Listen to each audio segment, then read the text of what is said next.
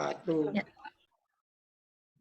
Selamat siang Bapak Ibu guru kimia semuanya. Hari ini kita akan Waalaikumsalam. Hari ini kita akan melanjutkan kegiatan diseminasi kurikulum Merdeka Belajar untuk MGMP Kimia. Jadi sebelumnya kita sudah bergabung dengan PPKN dan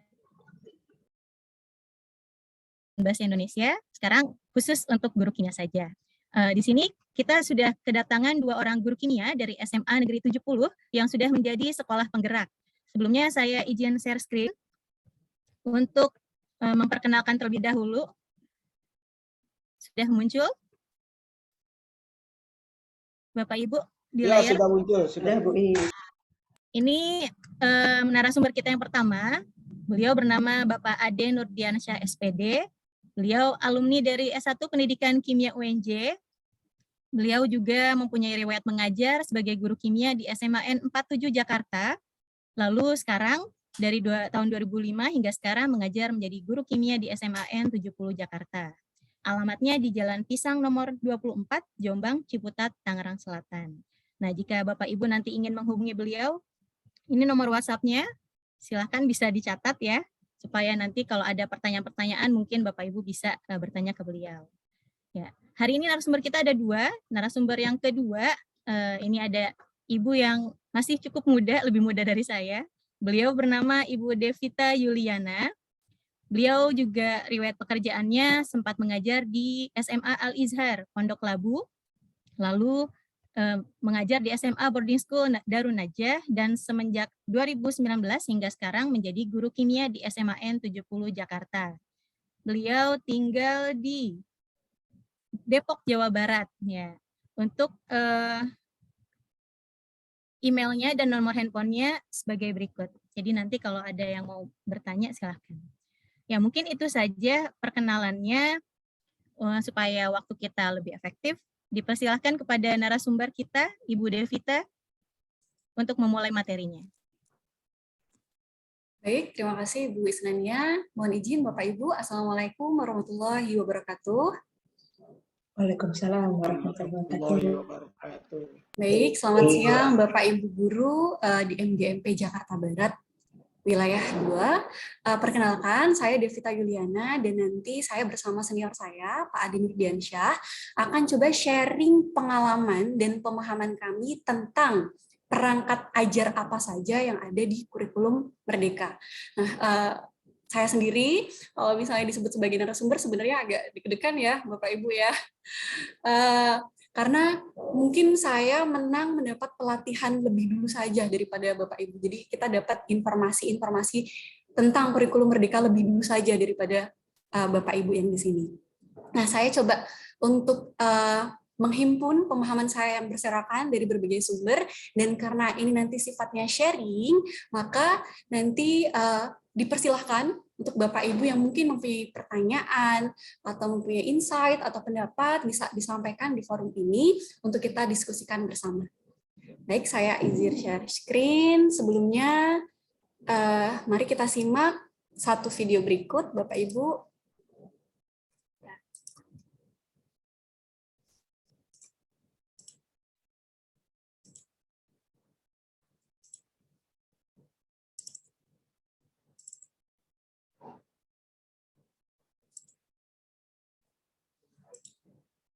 Bentar ya Bapak Ibu ya.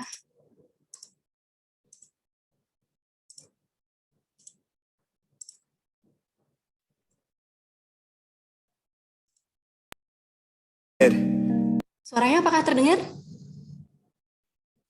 Everybody's a genius, but if you judge a fish by its ability to climb a tree, it will live its whole life believing that it is stupid. Ladies and gentlemen of the jury, today on trial we have modern day schooling. Glad you could come. Not only does he make fish climb trees, but also makes them climb down and do a 10-mile run. Tell me, school, are you proud of the things you've done? Turning millions of people into robots, do you find that fun? Do you realize how many kids relate to that fish swimming upstream in class, never finding their gifts, thinking they are stupid, believing they are useless?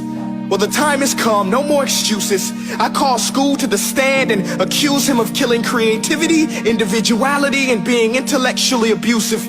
He's an ancient institution that has outlived his usage.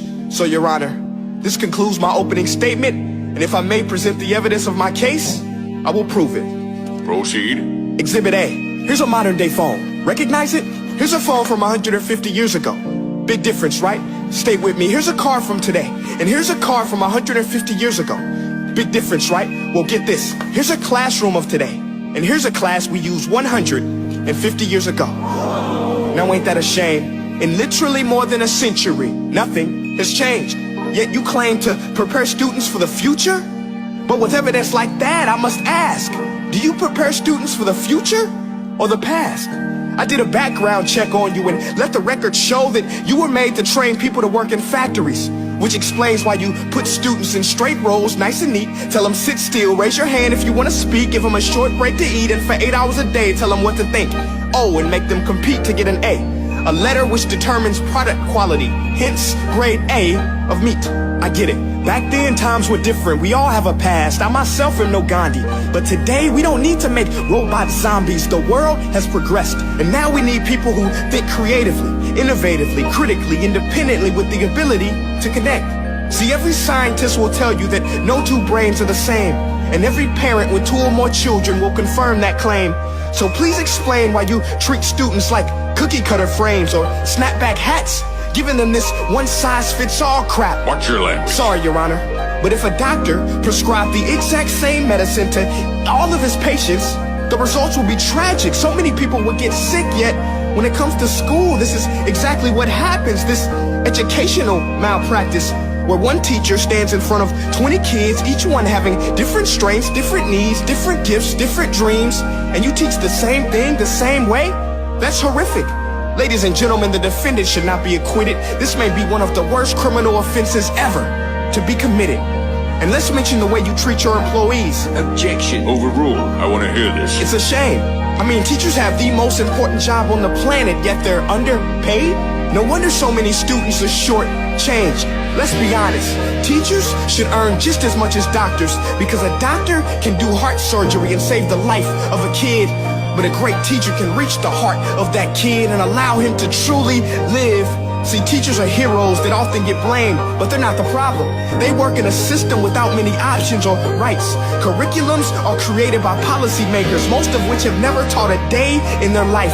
Just obsessed with standardized tests. They think bubbling in a multiple choice question will determine success. That's outlandish. In fact, these tests are too cruel to be used and should be abandoned, but don't take my word for it. Take Frederick J. Kelly, the man who invented standardized testing, who said, and I quote, "These tests are too cruel to be used and should be abandoned." Ladies and gentlemen of the jury, if we continue down this road, the results will be lethal. I don't have much faith in school, but I do have faith in people. And if we can customize healthcare, cars, and Facebook pages, then it is our duty to do the same for education, to upgrade it, change it, do away with school spirit, because that's useless. Unless we're working to bring the spirit out of each and every student, that should be our task.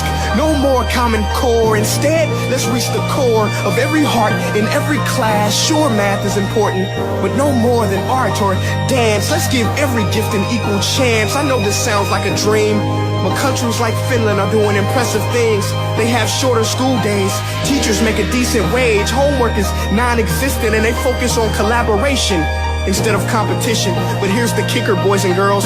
Their educational system outperforms every other country in the world. Other places like Singapore are succeeding rapidly. Schools like Montessori, programs like Khan Academy, there is no single solution. But let's get moving, because while students may be 20% of our population, they are 100% of our future. So let's attend to their dreams, and there's no telling what we can achieve. This is a world in which I believe. A world where fish are no longer forced to climb trees. I rest my case.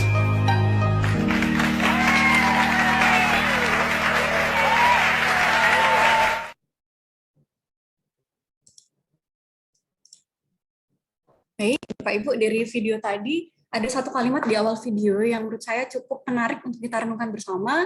Kurang lebih kalimatnya seperti ini. Semua manusia, semua anak itu jenius.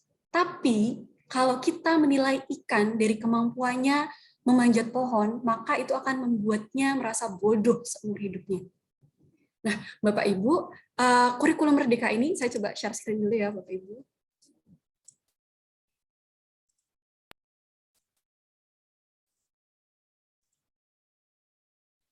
Kurikulum Merdeka ini terlahir dengan filsafatnya adalah perubahan, terus bergerak, sesuai dengan kodrat alam dan kodrat zaman. Seperti halnya sistem tata surya yang terus bergerak, dan harus bergerak, karena kalau tidak bergerak justru terjadi chaos.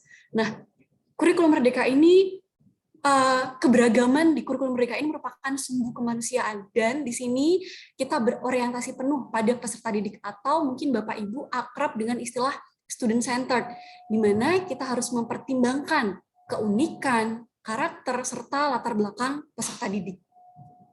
Kemudian kita sebagai guru harus bisa merancang pembelajaran untuk membangun kapasitas long life learners atau pembelajar seumur hidup. Sehingga di sini sebagai guru kita harus bisa membangun growth mindset, membangun kesadaran bahwa proses mencapai tujuan pembelajaran itu lebih penting daripada hasil akhir. Membangun budaya bahwa tidak takut salah dalam belajar. Dan belajar bukan hanya tentang kecepatan, tapi lebih ke kedalaman. Oleh karena itu, kita sebagai guru harus bisa memberikan pemahaman bermakna dalam setiap pembelajaran yang kita berikan.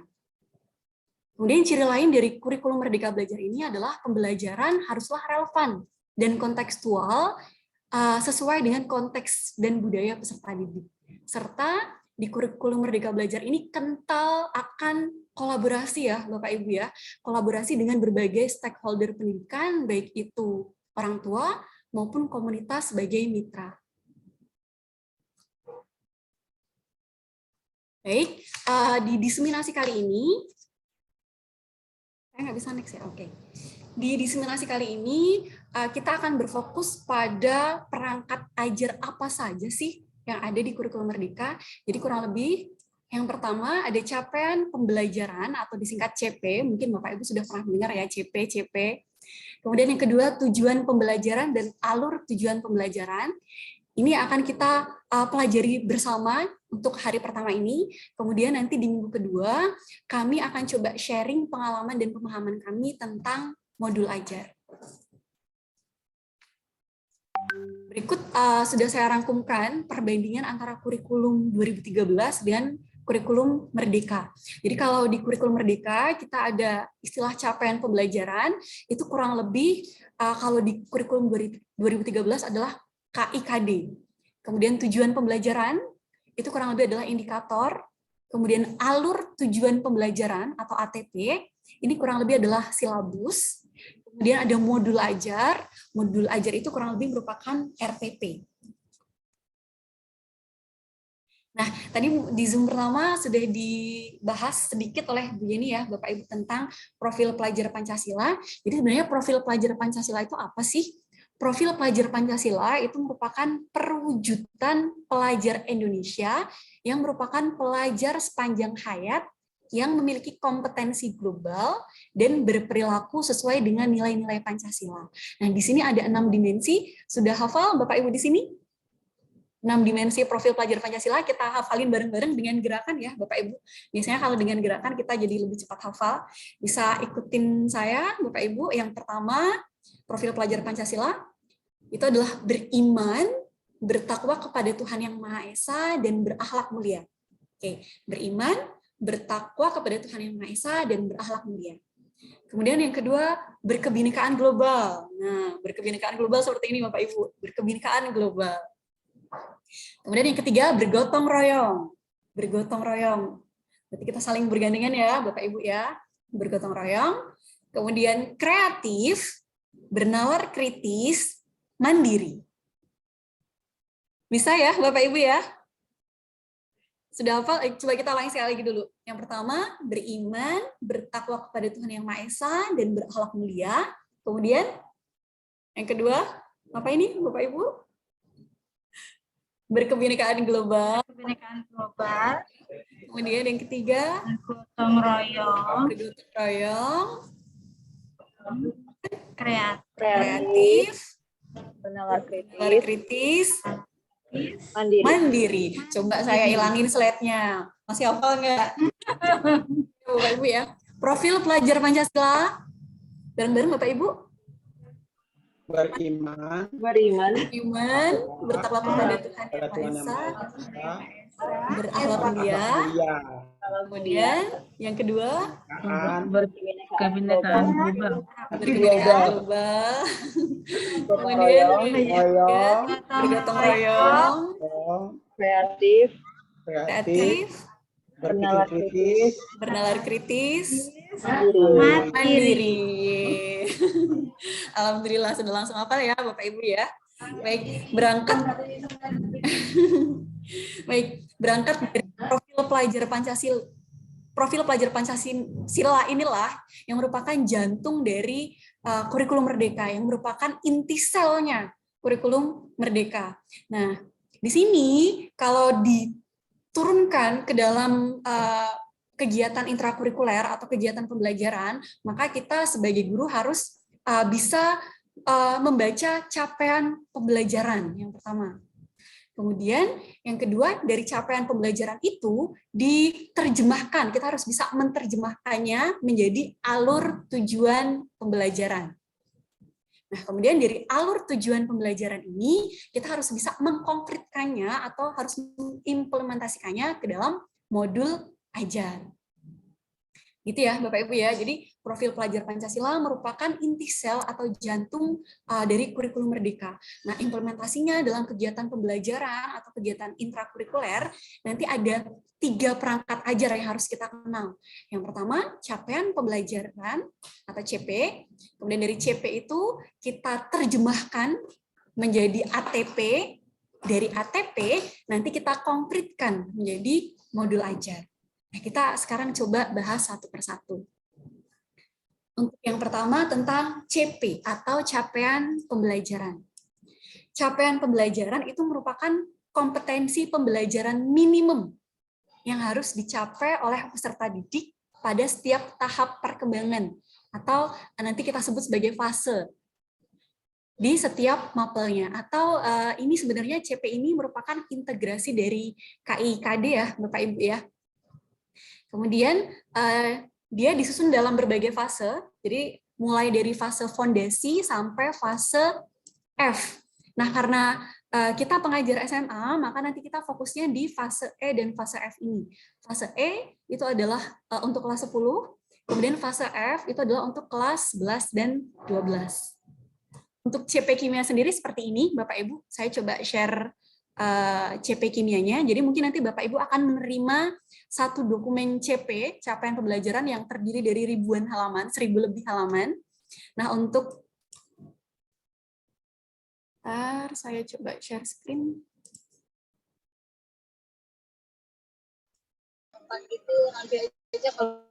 PDF saya terlihat Bapak Ibu? Terlihat, Bu. Lihat ya. Jadi ini adalah dokumen CP ya, Bapak Ibu ya. Ini, jadi nanti mungkin Bapak Ibu akan menerima dokumen CP yang jumlahnya 1000-an lebih halaman. Nah, nanti bisa, itu dari berbagai mapel ya, Bapak Ibu. Nanti bisa di-search CP Kimia SMA, itu ada di halaman 200 sampai 206. Nah, untuk CP ini bentuknya paragraf narasi ya, Bapak Ibu ya. Kita lihat satu persatu komponennya apa saja di dokumen CP ini. Oke, yang pertama komponennya, yang pertama adalah rasional mata pelajaran. Nah, di sini adalah narasi tentang alasan seberapa pentingnya belajar mapel kimia dan keterkaitannya dengan profil pelajar Pancasila. Nanti silakan Bapak Ibu baca sendiri. Kemudian yang kedua ada tujuan pembelajaran. Berarti di sini ada kompetensi apa saja sih yang harus dicapai oleh peserta didik setelah belajar mapel kimia. Kemudian di sini ada komponen yang ketiga, ada karakteristik mata pelajaran kimia. Itu berarti apa saja yang dipelajari di kimia. Kemudian di sini juga ada elemennya, ada elemen pemahaman kimia dan elemen keterampilan proses. Nah, kemudian yang terakhir, narasi yang terakhir di dokumen CP kimia, itu ada CP di setiap fase. CP di fase E, dan CP di fase F. Nah, ini fase E, ini bisa Bapak Ibu lihat, pada akhir fase E, peserta didik memiliki kemampuan untuk bla bla bla dan seterusnya. Nah, nanti Bapak Ibu ketika mau merumuskan materi apa saja sih yang ada di fase E, nanti Bapak Ibu bisa berfokus di sini ya.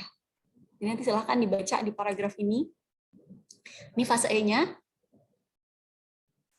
Kemudian ini fase F-nya, pada akhir fase F, peserta didik mampu menerapkan operasi matematika dan seterusnya. Ini nanti berarti materi apa saja yang ada di fase F, nanti Bapak Ibu bisa baca di paragraf ini.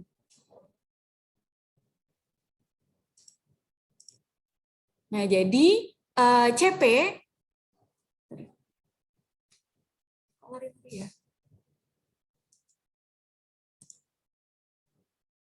jadi CP, dokumen CP ini sudah ditetapkan pemerintah, sifatnya given. Sudah ditetapkan pemerintah, Bapak Ibu nggak perlu membuat lagi ya. Yang Bapak Ibu buat itu adalah dokumen ATP dan dokumen modul ajar. Jadi yang perlu ditekankan, di highlight di sini adalah kita harus bisa membaca dokumen CP, bisa menerjemahkannya menjadi TP dan modul ajar. Nah, sekarang kita coba bahas selanjutnya tentang tujuan pembelajaran.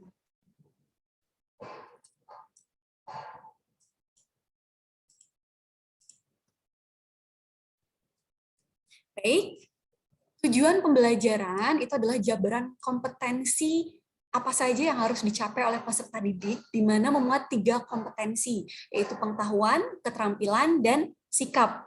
Nah, rumusan dari tujuan pembelajaran atau TP, kadang singkatnya TP ya, itu tidak hanya mencakup tentang tahapan kognitif dan dimensi pengetahuan saja, tapi juga mengikut sertakan perilaku capaian seperti kecakapan hidup, kritis, kreatif, komunikatif, dan kolaboratif, serta profil pelajar Pancasila.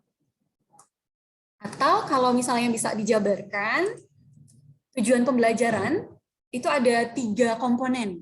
Yang pertama adalah kompetensi. Nah, berbicara kompetensi berarti kita teringat ini ya Bapak Ibu, kata kerja operasional taksonomi Bloom. Bapak Ibu masih ingat mulai dari C1? C1 itu apa ya? C1 Bapak Ibu masih ingat? C1 sampai C6. C1 itu adalah Ingatan. Ingatan, mengingat. Gitu ya Bapak Ibu, C1 itu mengingat, kemudian C2 pemahaman, memahami. Kemudian C3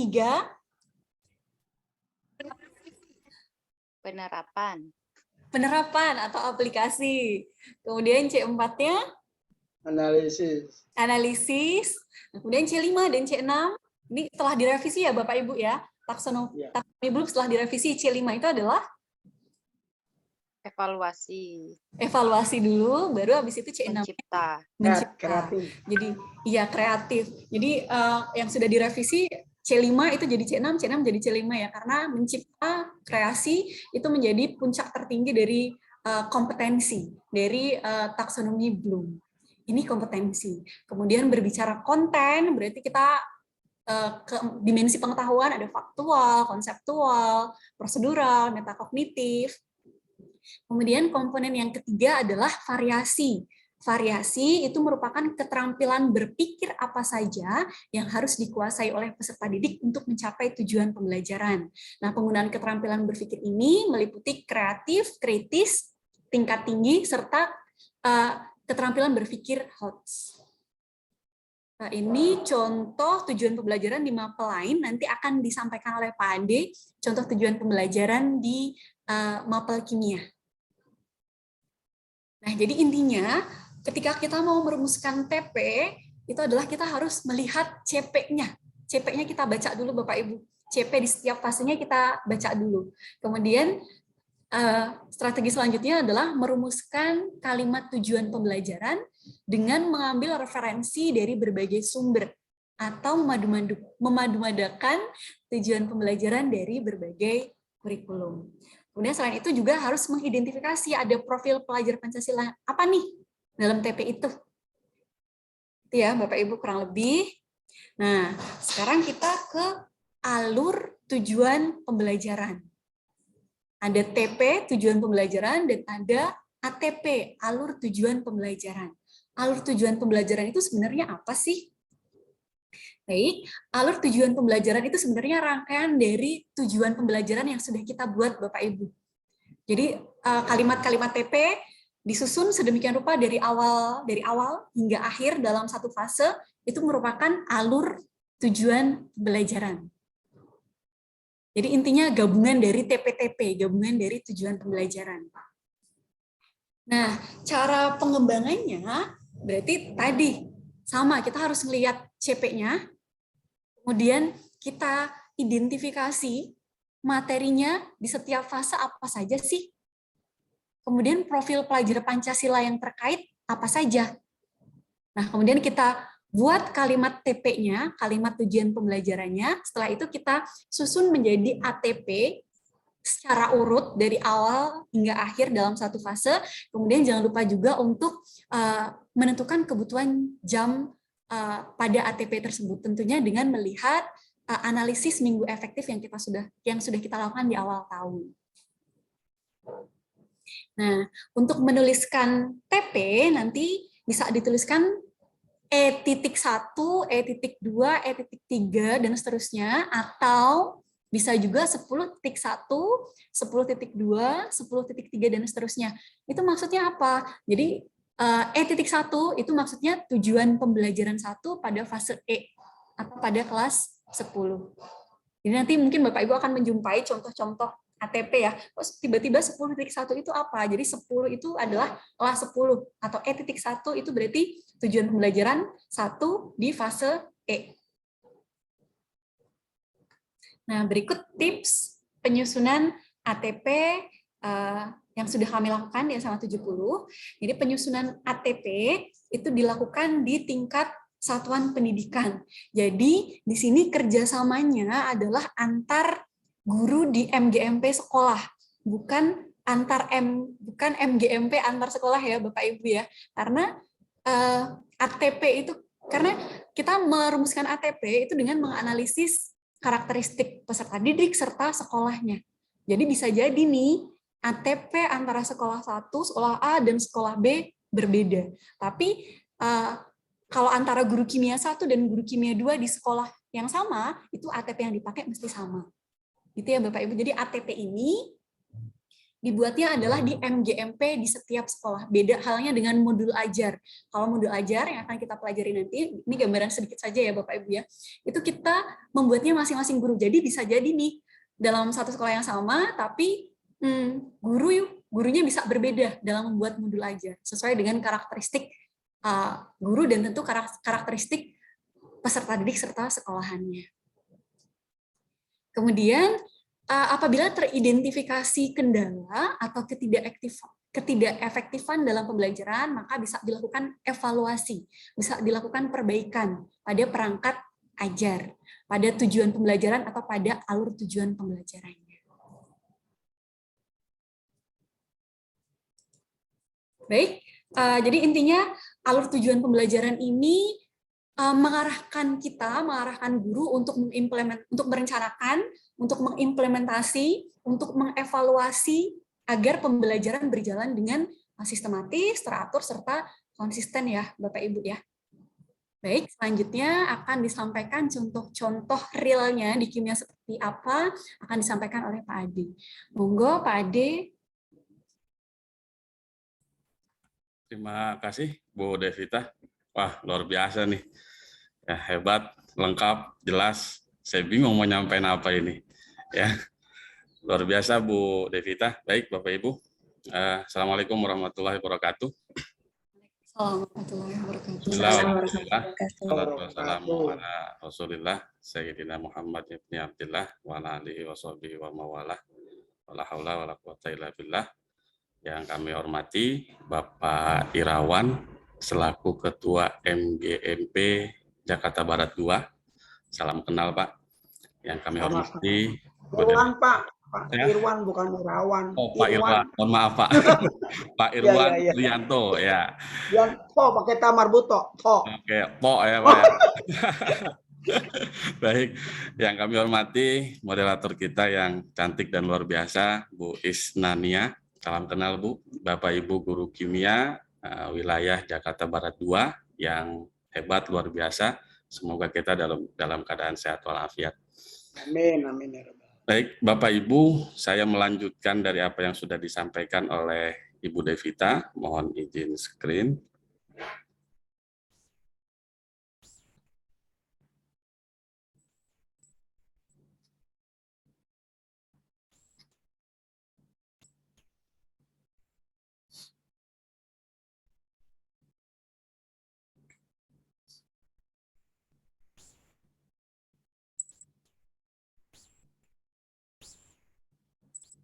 Apakah sudah terlihat Bapak Ibu?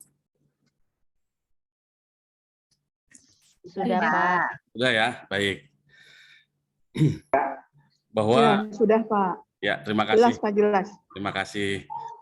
Baik Bapak Ibu yang hebat dan luar biasa, seperti yang sudah disampaikan oleh Miss Yeni di awal tadi pembukaan, bahwa ternyata kurikulum Merdeka ini ujung-ujungnya adalah profil pelajar Pancasila, yang merupakan interpretasi dari tujuan pendidikan nasional dan visi pendidikan. Ya, kalau dulu kita lebih mengenal dengan karakter, ya hampir mirip-mirip lah, hanya istilahnya yang berbeda di kurikulum Merdeka ini, profil pelajar Pancasila. Nah, ada 6 dimensi, mungkin ini sedikit diperkenalkan saja, tadi sudah disampaikan oleh Bu Vita dengan gaya beriman, bertakwa kepada Tuhan Yang Maha Esa dan berakhlak mulia, berkebinekaan global, bergotong royong, berkreatif, benar kritis, dan mandiri. Nah, jabarannya kira-kira kalau beriman, bertakwa kepada Tuhan Yang Maha Esa dan berakhlak mulia, kita mengedepankan bagaimana anak-anak kita mampu mempunyai adab dan akhlak. Ini menjadi sangat penting. Kemudian berkebinekaan global ini, peserta didik mampu untuk menghargai dan berkomunikasi, berinteraksi, berkeadilan sosial antar budaya. Bergotong royong berarti nanti seperti kerja kelompok, berdiskusi, anak mampu bekerja sama dan berkolaborasi. Kemudian mandiri sudah jelas. Nah, bernalar kritis ini berarti mulai dari mengumpulkan data, kemudian mengolah data, menganalisis, ya, merefleksi dan mengkomunikasikannya. Ini mirip seperti pendekatan saintifiknya. Kemudian kreatif berarti ada ide-ide, ada gagasan, dan termasuk dalam salah satu berpikir tingkat tinggi, ya, C6, ya, mencipta. Nah, ini untuk profil pelajar Pancasila. Saya nggak akan bahas lebih dalam, hanya memperkenalkan saja. Nah, bagaimana penerapannya di sekolah? Ya, ada 4 gambarannya, ada di intrakurikuler, kemudian ada proyek penguatan pelajar Pancasila, ada ekstrakurikuler dan budaya sekolah. Nah, kita adanya di sini, Bapak Ibu. Ya, di mata pelajaran intrakurikuler dan proyek penguatan pelajar Pancasila. Kita bermain di sini untuk khusus mata pelajaran kimia. Struktur kurikulum di SMA, seperti yang sudah dijelaskan tadi di awal pembukaan, ya, di mata pelajaran itu ada 2, ada pembelajaran intrakurikuler, ada proyek penguatan profil pelajar Pancasila. Nah, kalau di fase E, ini kita namanya mata pelajarannya ilmu pengetahuan alam, terdiri dari fisika, kimia, biologi. Tadi sudah disampaikan oleh Miss Yeni, nanti sekolah yang mengatur, ya, ada 3 model. Ada yang sistem blok, ada sistem kolaborasi, dan sistem reguler. Kalau sistem blok, itu kira-kira begini Bapak Ibu. Kita setahun ada 12 bulan. Nanti 4 bulan itu fisika, selama 6 JP. Ini 216 JP per tahun. Nah, ini 6-nya 6 JP per minggu. Berarti 6 JP per minggu, 4 bulan pertama fisika, 4 bulan kedua kimia, 4 bulan ketiga biologi.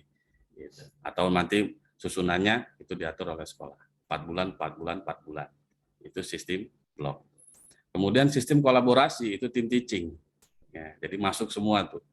Ya, pokoknya nama pelajarannya cuma IPA. Nah, dalamnya team teaching berkolaborasi, guru fisika, guru kimia, guru biologi. Nah, sedangkan yang sistem reguler yang seperti sekarang terpisah. fisika sendiri, kimia sendiri, biologi sendiri. Nah, SMA 70 tahun ini masih menggunakan sistem reguler. Nanti ke depan kita akan evaluasi baik buruknya, manfaatnya. Kalau kita menggunakan sistem reguler, kita bandingkan nanti kita coba mungkin sekolah Bapak Ibu akan berbeda cara pengaturannya.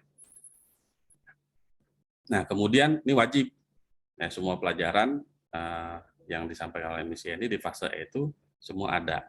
Nah, begitu di kelas 11, fase F ya, kita mengenal fase F, kelas 11 dan 12, anak suruh milih mata pelajaran. Nah, kimia itu salah satu mata pelajaran pilihan. Jadi begitu di kelas 11, bisa saja anak tidak memilih kimia. Nanti tergantung pengaturannya di sekolah masing-masing, seperti apa. Nah, kami saat ini sedang merancang, karena kami sudah menggunakan hampir mau 1 tahun ajaran, kami sedang merancang menuju ke fase F. Gitu. Nah, luar biasa terjadi antara pilihan anak-anak, kemudian pilihan nanti dia mau kuliah di jurusan apa, kemudian kita lihat bakat dan minatnya. Dari tes bakat dan minatnya itu sebetulnya dia lebih ke MIPA atau lebih ke sosial atau lebih ke bahasa. Ya, kemudian karena mereka dulu masuknya di PPDB itu IPA dan IPS, ya. Nah, sekarang kan nggak ada lagi penjurusan. Ya, tidak ada penjurusan MIPA, tidak ada penjurusan IPS. Yang ada memilih mata pelajaran dari kelompok MIPA, kelompok IPS, kelompok bahasa, dan kelompok vokasi. Nah, PKWU itu adanya di kelompok vokasi. Masing-masing JP-nya untuk di fase F itu 5 JP. Nah, anak boleh memilih itu minimal dari 2 kelompok mata pelajaran tadi, dari dua rumpun. Nah, boleh 4 pelajaran, boleh 5 pelajaran yang dipilih, nanti tergantung sekolahnya yang mengatur. Nah, kira-kira begitu sedikit gambaran mengenai struktur kurikulum yang kita laksanakan di SMA 70. Nah, kemudian berbicara CP, tadi Bu Devita sudah menjelaskan secara rinci dan detail.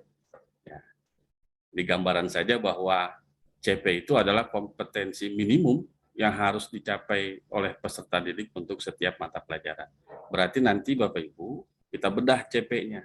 Kita lihat di CP itu kompetensi minimumnya apa saja. Ya, kita identifikasi. Nah, kemudian suatu CP dipelajari dalam fase-fase. Nah, fase-fase ini memberikan fleksibilitas yang dibutuhkan guru untuk mengajarkan semua muridnya hingga mencapai potensi minimum. Jadi ada faktor lebih fleksibel lah. Kalau dulu di kurikulum 2013 sudah diatur, nah, KD-nya ini kita nggak bisa bergerak, setahun harus seperti ini. Nah, di CP ini karena dalam fase-fase kita bisa lebih fleksibel. Bisa saja pelajaran kelas 12 yang di Kurtilas kita masukin ke kelas 11. Atau kita mau hanya mengajarkan materi itu selesai sampai semester 5 misalkan. Itu bisa saja. Ya, kemudian kalau CP terstandarisasi sudah diatur oleh pemerintah, kita tinggal pakai. Tapi kita nggak bisa pakai secara langsung untuk digunakan mengajar di kelas karena tidak spesifik. Ya, oleh karena itu perlu kita turunkan menjadi tujuan pembelajaran. Nah, nanti tujuan pembelajaran kita desain sedemikian rupa, urutan-urutannya secara linier, secara sistematis, ya runut, sehingga menjadi alur tujuan pembelajaran. Kalau dulu namanya silabus. Alur tujuan pembelajaran ini tidak terstandarisasi, artinya setiap sekolah boleh berbeda. Ya, SMA 70 dengan SMA di JB2 boleh berbeda, ATP-nya. CP-nya sama, ATP-nya berbeda. Ya, tapi di masing-masing guru di sekolah yang sama harus menjalankan ATP yang sama. Nanti berbedanya pada modul ajar. Itu berbeda. Kalau dulu RPP namanya ya, Bapak Ibu. Baik. Ini juga tadi sudah disampaikan oleh Bu Devita. Nanti kita kan nih pelatihan diseminasi ini goalnya untuk hari ini adalah Bapak Ibu bisa menyusun ATP. Itu goalnya. Mudah-mudahan bisa terrealisasi di masing-masing MGP di sekolahnya. Nah, gimana caranya? Pertama kita kaji dulu profil pelajar Pancasilanya. Tadi sudah sempat kita bedah.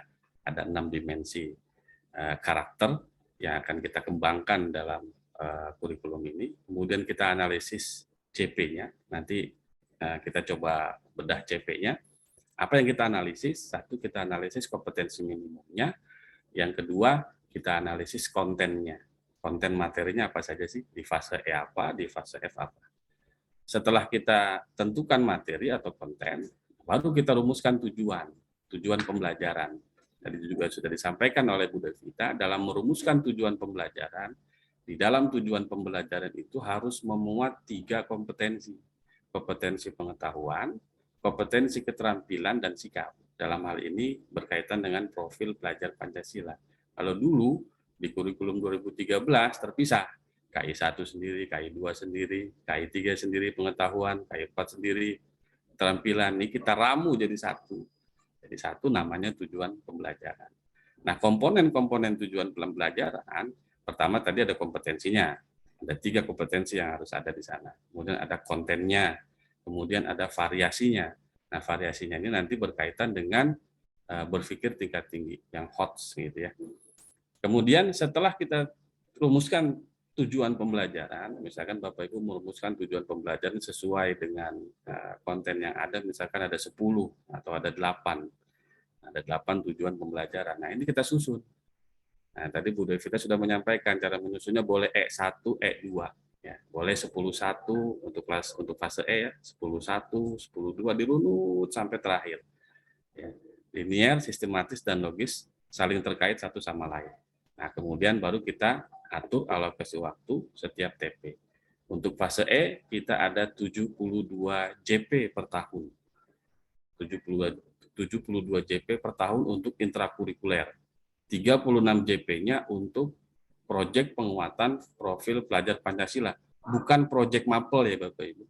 Proyek penguatan profil pelajar Pancasila bukanlah proyek di mapel. Kita kenal nanti di mapel itu ada metode pembelajaran berbasis proyek di mapel. Itu beda. Nah, kalau proyek penguatan profil pelajar Pancasila ini bisa lintas mata pelajaran dan temanya sudah ditentukan oleh pemerintah. Ada 7 temanya. Ya, nanti kita mungkin akan bahas di lain waktu untuk tema-tema proyek penguatan profil pelajar Pancasila tersebut. Nah, ini langkah yang akan kita coba lakukan untuk diseminasi kali ini. Baik. Nah, prinsipnya dalam menyusun ATP tadi, kita singkat ATP. Pertama, sederhana dan inovatif. Rumusan tujuan pembelajaran ini harus bisa mudah dimengerti, dipahami. Ya, tidak menggunakan bahasa yang ambigu dan multitafsir. Ya, kemudian esensial, materi-materi yang sangat mendasar, ya, konsep, ya, dan kontekstual berkaitan dengan kehidupan sehari-hari.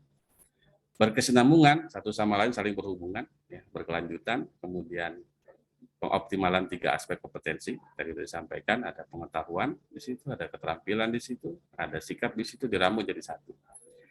Merdeka belajar, kita sesuaikan dengan karakteristik siswa, ya, karakteristik siswa, artinya di sini berbeda antara sekolah satu dengan sekolah yang lain, itu boleh berbeda. Operasional dan aplikatif, ATP yang akan kita susun ini bisa kita jadikan acuan ya untuk menyusun modul ajar. Jadi ATP yang kita susun nanti mudah-mudahan bisa mendeskripsikan proses pembelajaran dan penilaian. Ya, sehingga bisa dijadikan acuan untuk menyusun modul ajar.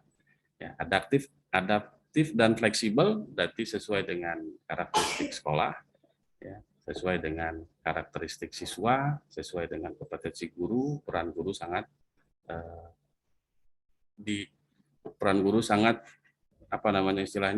dibutuhkan sekali. Jadi bagaimana guru itu kreatif, bagaimana guru itu mencoba mengoptimalkan kemampuannya. Ya, kita di SMA 70 ada program namanya digitalisasi sekolah.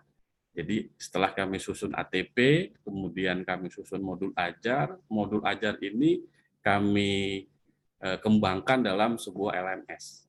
Nah, kita punya LMS sendiri sehingga anak bisa mencari sumber tidak hanya di kelas, tapi secara daring, ya, di luar kelas, di luar tatap muka pun masih bisa.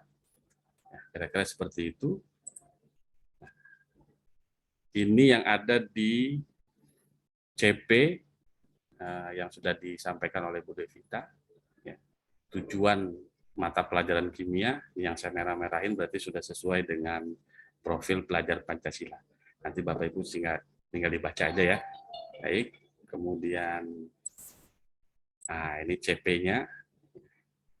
Pada akhir fase E, peserta didik memiliki kemampuan untuk merespon isu-isu global dan berperan aktif dalam memberikan penyelesaian masalah, ya, problem solving. Berarti memerlukan kemampuan menyelesaikan masalah, ya. Kemudian kemampuan tersebut antara lain mengidentifikasi, mengajukan gagasan, merancang solusi, mengambil keputusan, dan mengkomunikasikan dalam bentuk proyek sederhana atau simulasi visual. Berarti ada kemampuan bernalar kritis di sana, pendekatannya saintifik, ya. Kemudian dalam bentuk proyek menggunakan aplikasi teknologi, berarti ada kecakapan teknologi informasi yang terkait dengan energi alternatif, pemanasan global, pencemaran lingkungan, nanoteknologi, bioteknologi, kimia dalam kehidupan sehari-hari. Sangat kontekstual. Pemanfaatan limbah dan bahan alam, pandemi akibat infeksi virus. Nah, semua upaya tersebut diarahkan pada pencapaian tujuan pembangunan yang berkelanjutan, Sustainable Development Goals. Kalau di kimia ada namanya Sustainable Chemistry, kimia hijau. Nah, berarti nanti kita akan bahas tuh tentang kimia hijau. Melalui pengembangan sejumlah pengetahuan tersebut dibangun pula akhlak mulia dan sikap ilmiah seperti jujur, objektif, bernalar kritis, kreatif, mandiri, inovatif, bergotong royong, dan berkebinekaan global. Ya. Kemudian ini kontennya belum terbaca, Bapak Ibu. Di sini kontennya baru ada kimia dalam kehidupan sehari-hari, kemudian adalah kimia hijau. Ya, baik. Pada akhir fase F, peserta didik, berarti kelas 11 dan kelas 12. Ya. Nyambung ya. Peserta didik mampu menerapkan operasi matematik dalam perhitungan kimia, stokiometri, mempelajari sifat, struktur, dan interaksi partikel dalam membentuk berbagai senyawa, chemical bonding, memahami dan menjelaskan aspek energi, laju, laju reaksi, dan keseimbangan reaksi kimia, chemical equilibrium, menggunakan konsep asam basa dalam keseharian, menggunakan transformasi energi dalam keseharian, mungkin maksudnya termokimia, termodinamika, memahami kimia organik, memahami konsep kimia pada makhluk hidup. Nah, ini kontennya sudah jelas. Ya. Peserta didik mampu menjelaskan penerapan berbagai konsep kimia dalam keseharian dan menunjukkan bahwa perkembangan ilmu kimia menghasilkan berbagai inovasi. Peserta didik memiliki pengetahuan kimia yang lebih mendalam sehingga menumbuhkan minat sekaligus membantu peserta didik untuk dapat melanjutkan ke jenjang pendidikan berikutnya agar dapat mencapai masa depan yang baik. Artinya di sini sudah, karena anak sudah memilih mata pelajaran kimia di fase F ini, berarti kan dia milih. Berarti nanti di perguruan tinggi dia akan memilih jurusan yang membutuhkan ilmu kimia. Kira-kira seperti itu Bapak Ibu. Ya.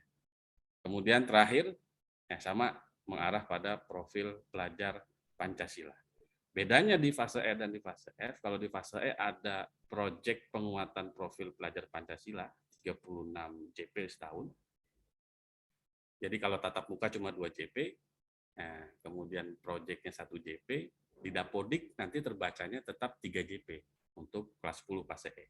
Tapi di fase F itu murni 5 JP tatap muka. Tidak ada proyek penguatan profil pelajar Pancasila untuk kimia. Kalau untuk pelajaran umum masih ada. Ini CP yang ada di Kepmen nomor 008 ya, 2022.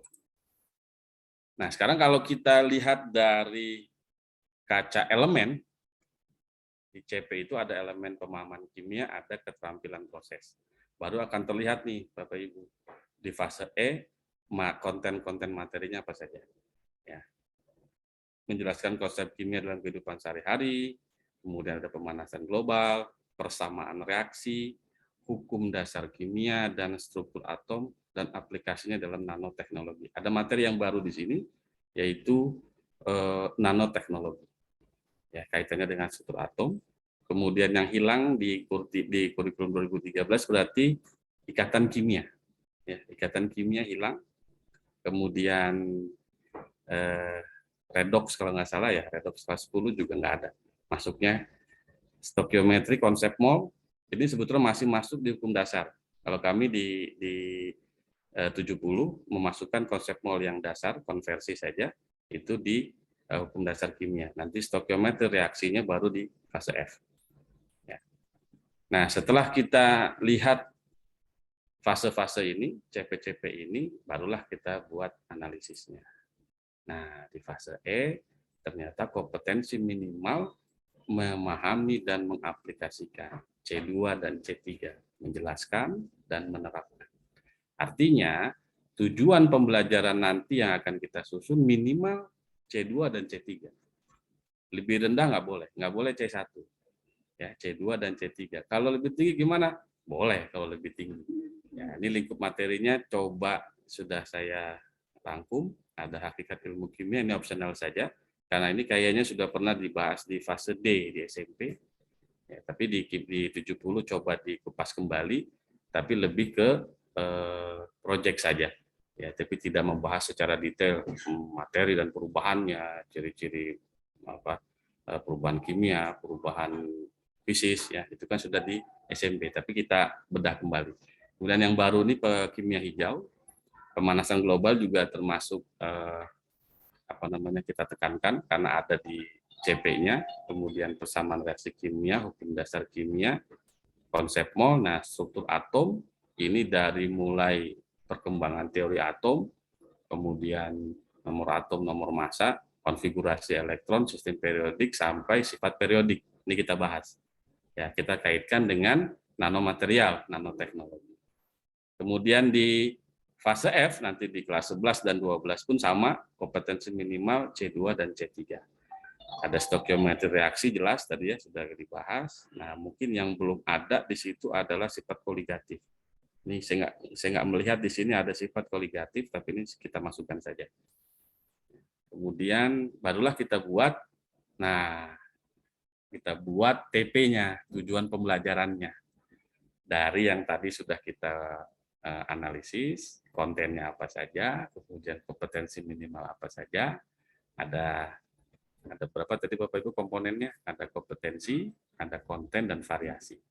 Menjelaskan hakikat ilmu kimia dengan menggunakan kata-kata sendiri dan menceritakan fenomena keseharian yang menggambarkan hakikat ilmu kimia secara kreatif dan bernalar kritis. Menjelaskan ini kompetensi pengetahuan, menceritakan kompetensi keterampilan, kreatif dan bernalar kritis, itu sikapnya. Jadi satu dirambung. Hakikat ilmu kimianya, materinya atau kontennya, menggunakan kata-kata sendiri itu variasi. Penggunaan keterampilan yang berpikir kreatif, yang HOTS, yang tingkat tinggi, karena untuk menggunakan kata-kata sendiri anak harus mampu, harus kreatif, ya, merangkai kata-kata. Tidak semua anak bisa seperti itu, tapi bisa kita latih. Nah, ini contoh yang pertama, Bapak Ibu boleh pakai. Ini sudah saya gelontorkan, contoh yang pertama. Kemudian contoh yang kedua, menjelaskan kimia hijau dengan menggunakan infografis dan menciptakan kegiatan yang mendukung prinsip kimia hijau secara mandiri, jujur, kreatif, dan inovatif. Menjelaskan kompetensi pengetahuan, menciptakan kompetensi keterampilan, menciptakan kegiatan, kemudian mandiri, jujur, kreatif, dan inovatif. Berarti nanti ketika nanti dia membuat infografis tentang kimia hijau, dilakukannya secara mandiri, ya, individu. Ya, jujur, ya, jangan sampai nyontek, ya. Copy paste dia harus buat sendiri. Nah, menggunakan infografis ini sebagai variasi. Ada kemampuan, berarti ada kecakapan teknologi di sana, harus kreatif, harus inovatif, dan seterusnya. Ini contoh yang kedua. Contoh yang ketiga, merancang solusi dalam menyelesaikan masalah pemanasan global secara bergotong royong, kreatif, dan inovatif. Nah, merancangnya kompetensi pengetahuan, menyelesaikannya kompetensi keterampilan, bergotong royong, kreatif, dan inovatif, ini sikapnya. Nanti model pembelajarannya atau proses pembelajarannya sudah kelihatan di bergotong royong, oh berarti ada tugas kelompok misalkan. Merancang solusi, ada output yang dihasilkan berupa solusi tingkat tinggi. Untuk menyajikan sebuah solusi, anak harus berpikir kreatif, harus ada ide-ide. Kemudian pemanasan globalnya, ini kontennya. Nah, 3 itu Bapak Ibu yang bisa saya berikan contoh tujuan pembelajarannya. Kemudian kita alokasikan waktunya di masing-masing tujuan pembelajaran. Nah, ini tujuan pembelajaran tadi 3, kemudian alokasi waktu ini tentatif saja. Silakan Bapak Ibu atur sendiri nanti, yang penting ada 72 JP per tahun. Masalah dibatasi di semester 1 berapa jam, di semester 2 berapa jam, itu silakan diatur oleh MGMP sekolah masing-masing. Yang mana aja, atau misalkan, wah saya mau duluan nih, kimia hijau dulu, boleh, nggak apa-apa. Atau hakikat ilmu kimia kayaknya nggak perlu dijelasin, hilangkan, boleh juga. Nggak ada masalah. Ini hanya contoh, nanti silakan dikembangkan oleh Bapak Ibu di MGP-nya masing-masing. Mudah-mudahan apa yang saya sampaikan ini bisa bermanfaat buat Bapak Ibu guru kimia wilayah JB2. Demikian, saya kasih contoh format ATP.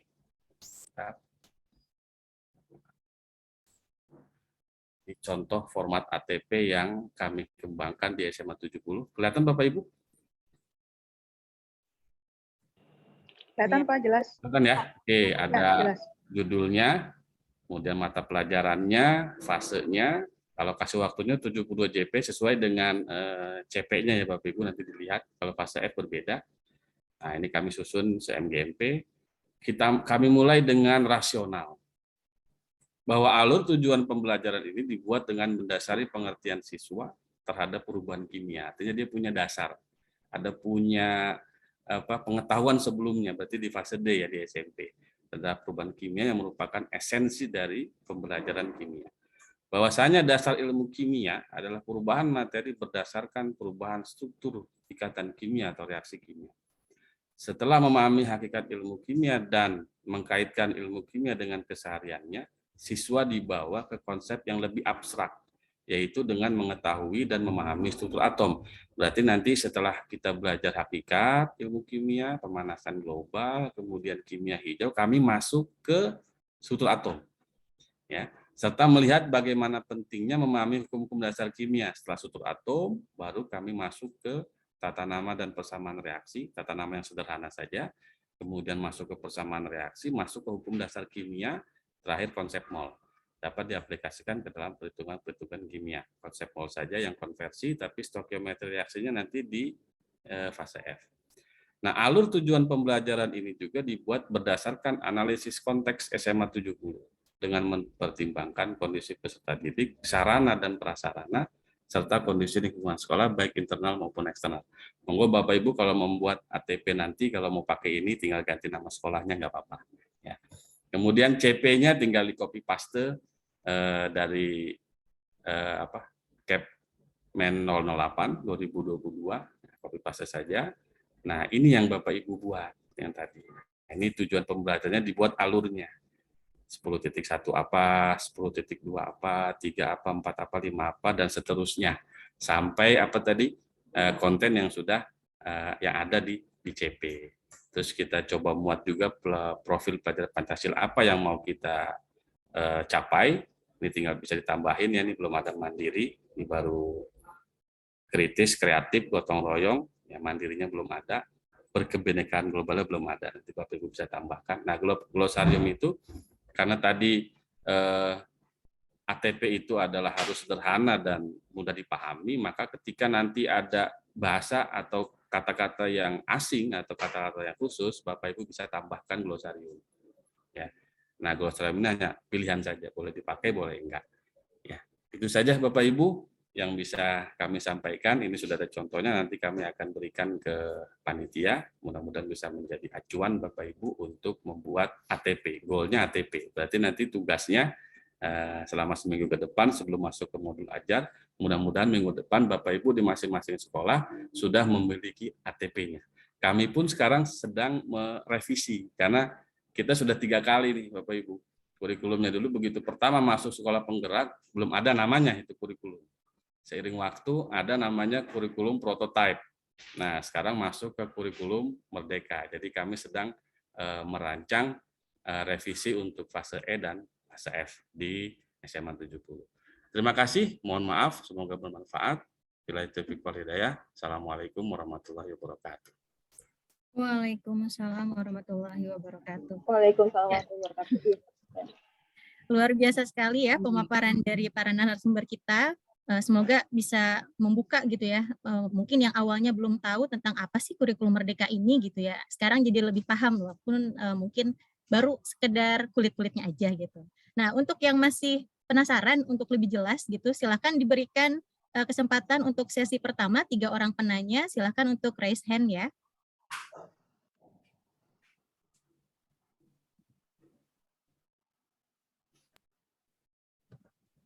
Silakan, ada yang ingin bertanya?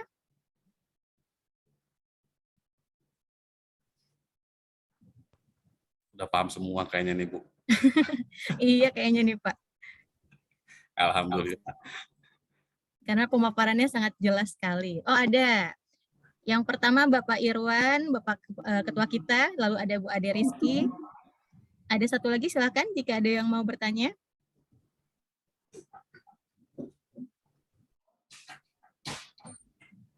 Oke, langsung saja pertanyaan pertama silakan kepada Pak Irwan dulu, setelah itu silakan ke Ibu Ade Rizky. Dipersilahkan. Terima kasih, alhamdulillah Bu Is. Ada Pak Ade, mungkin Bu Pita juga terima kasih atas kesempatannya. Sama-sama, Pak. Kemarin ya, tahun lalu karena DKI itu kekurangan gas oksigen, saya beranikan diri nakal dikit gitu.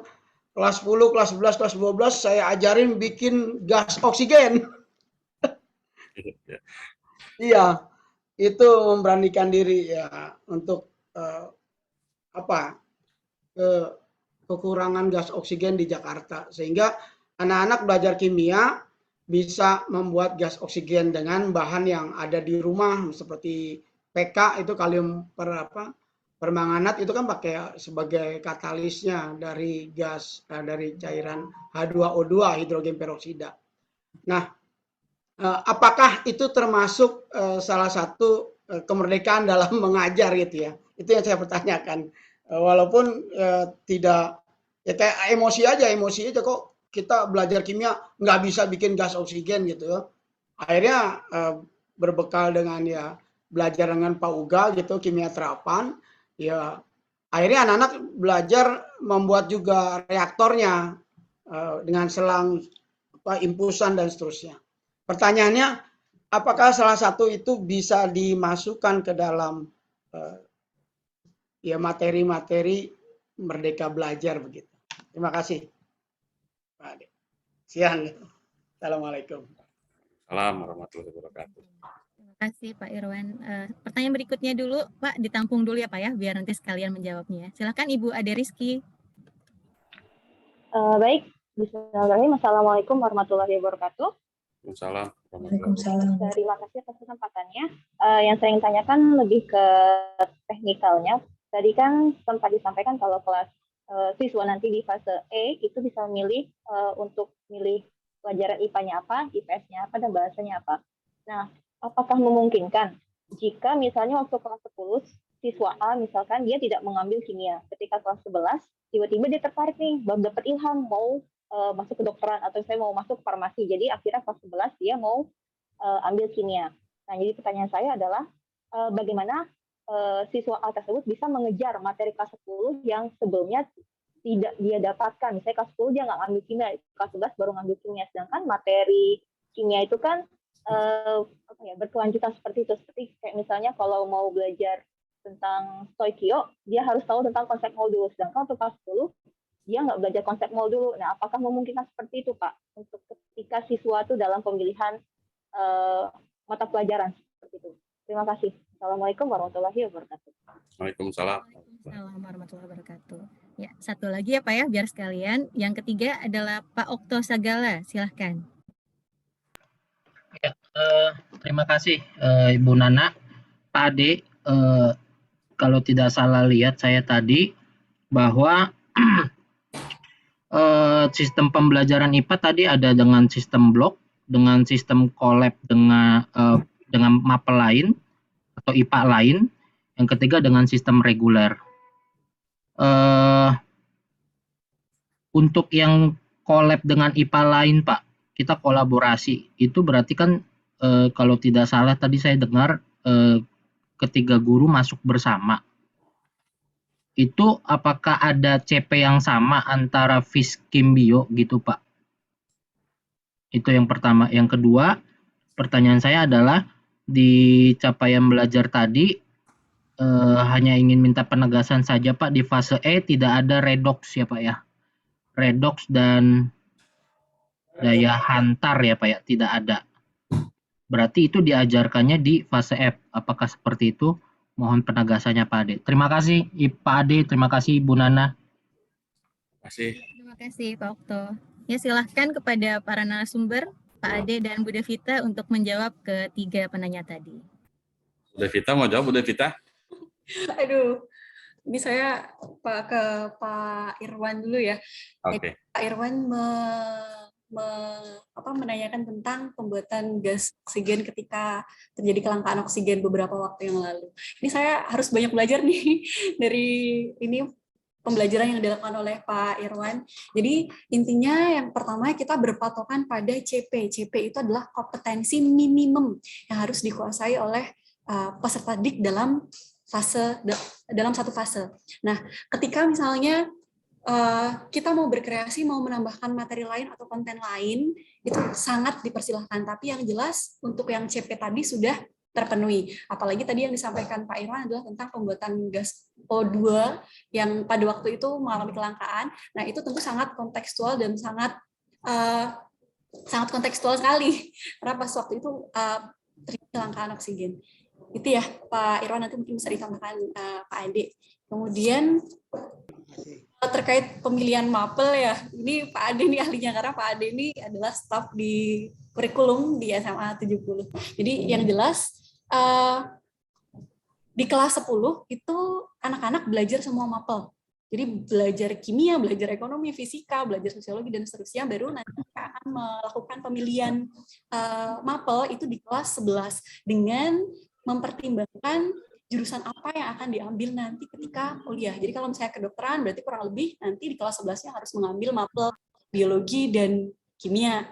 Nah, itu nanti melalui proses diskusi dengan orang tua, karena nanti yang akan melakukan pembiayaan waktu kuliah orang tua. Kemudian juga harus ada diskusi dengan guru BK-nya.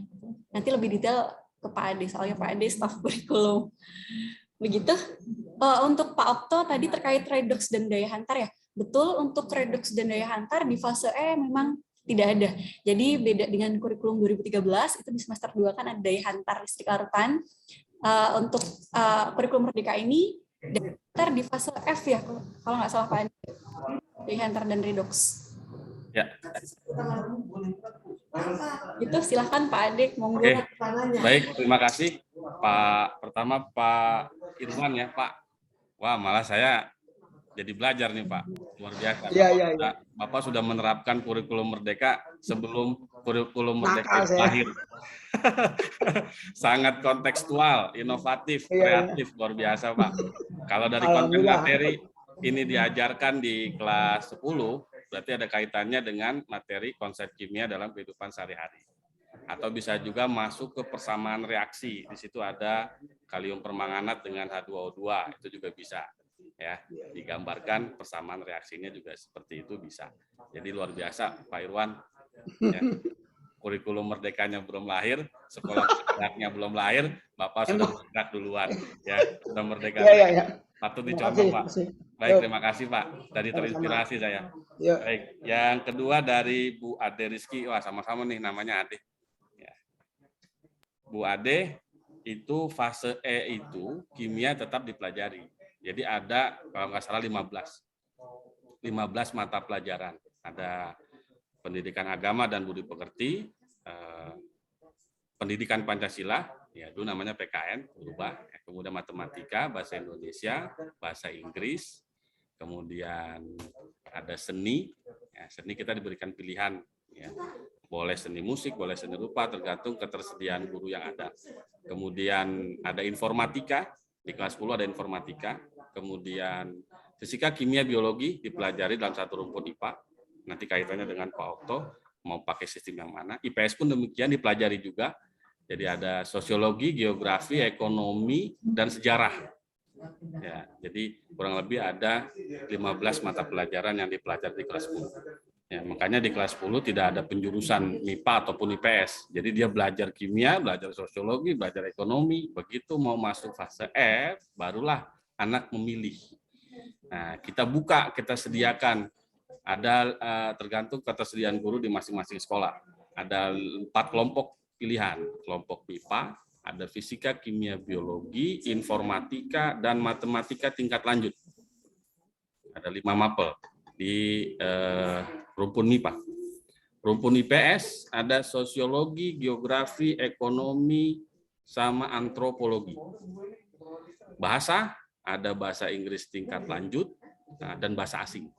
Bahasa Arab, bahasa Mandarin, bahasa Prancis, bahasa Jerman, tergantung dari sumber daya yang ada. Satu lagi vokasi.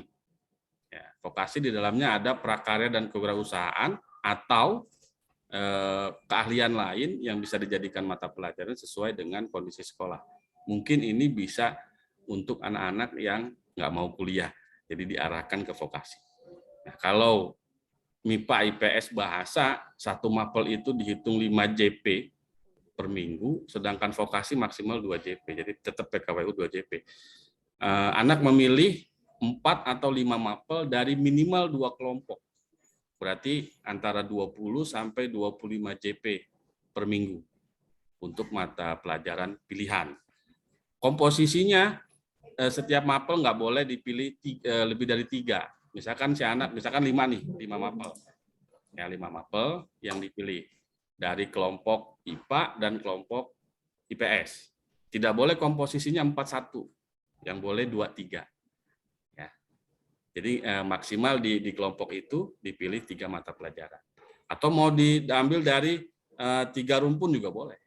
Jadi di kami itu ada, jadi ada IPA, ada IPS, ada bahasa.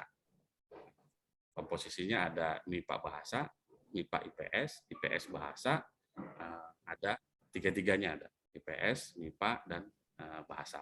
Ini sedang kami rancang, tapi juga harus disesuaikan dengan ketersediaan guru yang ada dan jangan sampai ya diatur sedemikian rupa tidak mengurangi jam 24 JP bagi yang sudah sertifikasi. Gitu.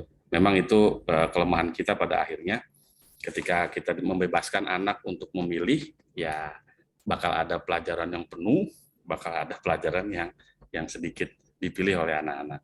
Seperti itu, Bu Ade Rizky, mudah-mudahan bisa terfasilitasi pertanyaannya. Kemudian untuk Pak Okto, sistem blok, kolaborasi, dan reguler, tadi sempat disampaikan.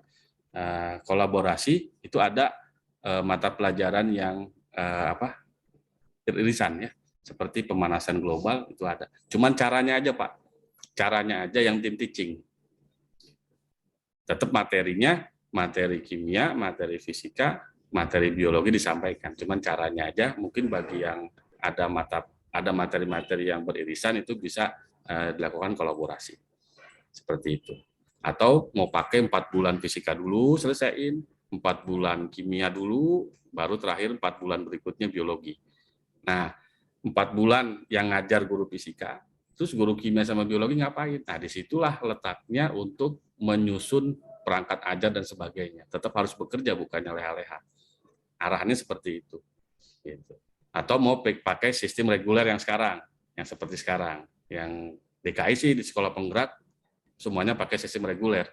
Karena begitu kami lihat di Dapodik, di tahun pertama ini, belum ada memfasilitasi sistem blok dan sistem kolaborasi. Jadi masih fisika sendiri, kimia sendiri, biologi sendiri. Seperti itu, Pak Okto, barangkali bisa terjawab. Terima kasih. Kami kembalikan ke MC. Ya, terima kasih atas jawabannya untuk Bu Devita dan Pak Ade. Sebelumnya ini ada yang chat juga Pak, pertanyaan di chat. Tadi sebenarnya udah disinggung sedikit juga bagaimana jika siswa itu tidak mau kuliah gitu. Lalu bagaimana sistem dia untuk memilih mata pelajaran yang akan diambil. Silakan dijawab. Ya, tadi diarahkan untuk memilih vokasi, ya, kelompok vokasi, prakarya dan kewirausahaan. Di situ sih kalau di struktur kurikulumnya itu bahasanya cuman PKWU, rumpun vokasi, dalamnya ada PKWU dan sebagainya, ya, sesuai dengan ketersediaan sumber daya. Gitu. Mungkin kalau misalkan mau ada yang bisa multimedia, mungkin bisa dijadikan pelajaran multimedia, keahlian apa, desain grafis atau apa, mungkin seperti itu. Ada tambahan lagi Pak, satu soal pertanyaan lagi. Ya, untuk belajar semuanya itu di kelas 10 ya Pak. Untuk kelas 11-nya memilih antara kimia, biologi, fisika atau seperti apa? Oke, di kelas 10 semua belajar. Nah, di kelas 11 tergantung sekolah menyediakan pilihannya apa. Kalau misalkan sekolah menyediakan pilihannya MIPA, IPS, bahasa, berarti anak bisa milih bebas. Satu kelompok boleh dipilih maksimal 3. Setiap anak dari 3 kelompok itu memilih 4 atau 5, tergantung sekolah. Mau pakai yang mana? Kalau kami 4, karena SDM-nya kurang, kami pilih 4 mapel. Jadi satu anak hanya memilih 4 mapel dari minimal 2 kelompok. Kami menyediakan 3 kelompok rumpun. MIPA, IPS, dan bahasa. Vokasi kami tidak menyediakan, tidak membuka. Jadi itu dikembalikan ke sekolah masing-masing. Nah, ada juga yang kami membuka pilihan anak pilih fisika, kimia, biologi, dipilih sama dia. Yang satunya sosiologi. Boleh. Ya. Atau satu pilih kimia saja, yang lainnya IPS, sosiologi, geografi, ekonomi, boleh juga. Yang nggak boleh, 4-4-nya IPA. Matematika tingkat lanjut, fisika, kimia, biologi, ya, tambah informatika, 1 rumpun itu nggak boleh, minimal 2 rumpun. Dan nggak boleh posisinya ketika memilih 2 rumpun dan 5 mapel, komposisinya 4:1, misalkan matematika tingkat lanjut, kimia, fisika, biologi, satu lagi sosiologi, itu nggak boleh, maksimal 3. Jadi fisika, kimia, biologi, mungkin ekonomi sama geografi atau sosiologi. Seperti itu. Ya, baik, terima kasih kepada jawaban-jawabannya yang semoga sih sudah memuaskan penanyanya gitu dan menambah pemahaman kami juga. Oke, karena waktu sudah pukul 3 lewat ya, kami minta kepada narasumber untuk memberikan closing-nya, seperti apa statement closing-nya. Silakan Bu Devita dulu.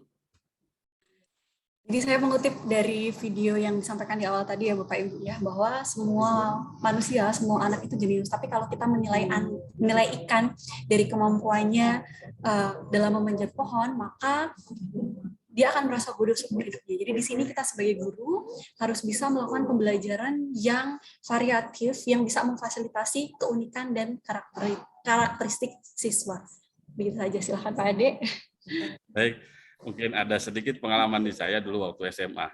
Ya, jadi saya punya prinsip hidup, apapun, bagaimanapun, dengan siapapun, dimanapun, pada prinsipnya adalah sama. Tergantung bagaimana kita menyikapinya. Mau kurikulum 2013, dulu ada KBK, sekarang ada kurikulum Merdeka, buat kami sama. Tergantung gimana kita menyikapinya. Maka sikapilah bahwa kita sebagai guru bisa memberikan yang terbaik buat anak-anak. Kita nggak bisa memaksakan anak-anak untuk pintar kimia. Kita nggak bisa memaksakan mereka untuk ahli kimia. Belajar mereka cuma 1 tahun, 2 tahun, 3 tahun. Kita aja kuliah butuh beberapa tahun dan luar biasa perjuangannya untuk memahami kimia. Jadi kita nggak bisa memaksakan anak untuk paham kimia, tapi kita bisa mendoakan mereka supaya paham kimia dan senang dengan ilmu kimia. Terima kasih, itu dari saya. Ya, luar biasa sekali para narasumber kita. Semoga kita semua bisa lebih semangat nih dengan kurikulum yang baru ini, karena kita dianggap dibiarkan untuk merdeka gitu, untuk mengajar juga. Jadi bukan hanya siswa saja yang merdeka, tapi guru juga merdeka. Mungkin itu saja yang bisa dalam pertemuan ini, itu saja yang bisa kami bahas bersama-sama. Terima kasih para penarasumber, terima kasih kepada para peserta yang sudah hadir. Jangan lupa PR kita untuk minggu depan, yaitu MGMP sekolah masing-masing untuk menyusun ATP-nya, karena minggu depan kita akan bertemu kembali untuk menyusun modul belajar kita untuk kurikulum Merdeka nanti. Terima kasih atas perhatiannya. Mohon maaf atas segala kekurangan. Wassalamualaikum warahmatullahi wabarakatuh. Waalaikumsalam. Waalaikumsalam warahmatullahi wabarakatuh. Terima kasih. Terima kasih Pak Ade. Terima kasih Bu Devika. Baik, Pak lagi. Terima kasih, Pak. Dadah. Indonesia. Pamit. Salam sehat. Halo Bu Nana.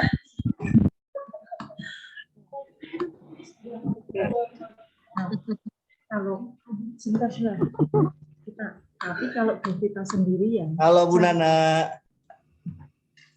Bu Nurdiana, apa kabar? Bu Nana sehat, apa kabar?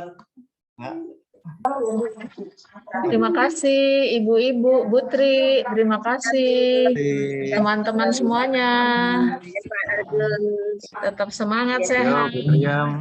Ya, Apa kabar? baik. Kangen deh. Yo. Ntar pempek datang ya. Ya, mohon pamit ya. Oke deh. Terima kasih. Ayo, Ya, Putri. Putri. Sehat ya, Putri. Ya, Bu, terima kasih. Ya, mohon pamit. Yes, moga-moga.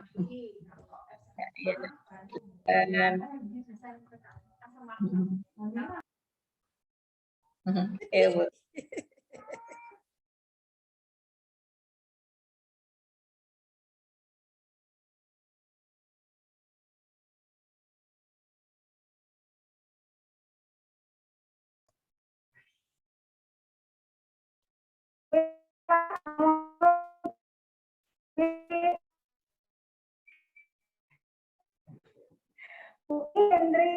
Happy. Iya. Hey. Hoi. Kirain nggak ikut.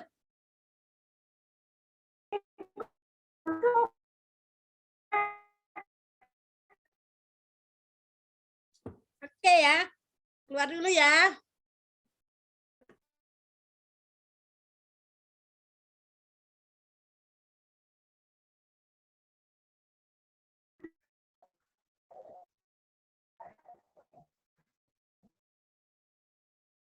Oke, ya.